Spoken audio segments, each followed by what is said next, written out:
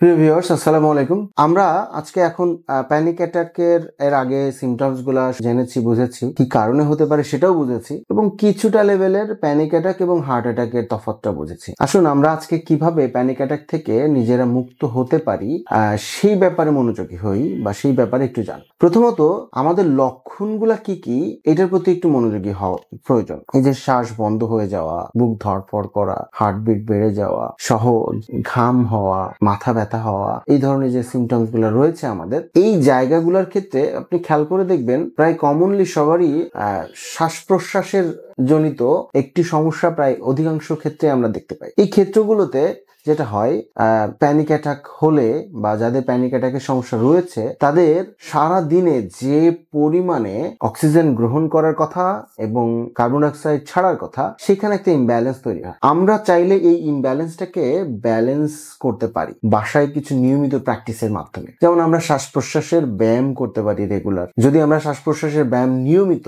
কয়েকবার করি, সেক্ষেত্রে আমাদের এই শ্বাস প্রশ্বাসের যে ইমব্যালেন্স তৈরি হয়েছিল সেটা ব্যালেন্সে আসবে এবং যেটা আমার প্যানিক অ্যাটাক সিমটমস গুলার তীব্রতা অনেকাংশে কমিয়ে দিবে। এর বাইরে আমি আমার লাইফস্টাইলটাকেও একটু চেঞ্জ করতে পারি। যেমন আমি নিয়মিত ঘুমাতে পারি, মানে early to bed early to rise এই পলিসিতে চলে যেতে পারি এবং ঘুমটা যেন পর্যাপ্ত হয়। নিয়মিত আমি এক্সারসাইজ করতে পারি, এর সাথে আমার খাদ্য অভ্যাসের ভিতরে কিছু পরিবর্তন আনতে পারি এবং সারা দিনের কাজগুলোর ভিতরে আমার ভালো লাগে এমন কিছু কাজের প্রতি যত্নশীল হতে পারি, নিজের প্রতি যত্নশীল হতে পারি। এর সাথে সাথে আমরা যারা এই ধরনের সিমটমসে ভুগছি তারা মাইন্ডফুলনেস টেকনিকটাও প্র্যাকটিস করতে পারি। মাইন্ডফুলনেস প্র্যাকটিস বলতে আমি বোঝাচ্ছি যে প্রেজেন্টে থাকা, বর্তমানে থাকা। আপনি যে অবস্থায় এখন আছেন, যেখানে আছেন, সেটাকে অ্যাজ ইট ইজ অবজার্ভ করতে পারা। তো এই কয়েকটা টেকনিক যদি আপনি বাসায় প্র্যাকটিস করেন, আশা করি অনেকাংশে আপনার এই প্যানিক অ্যাটাক সিমটমসটা নিয়ন্ত্রণে থাকবে। এরপরেও যদি কেউ এটা নিয়ন্ত্রণে না থাকে বা এখান থেকে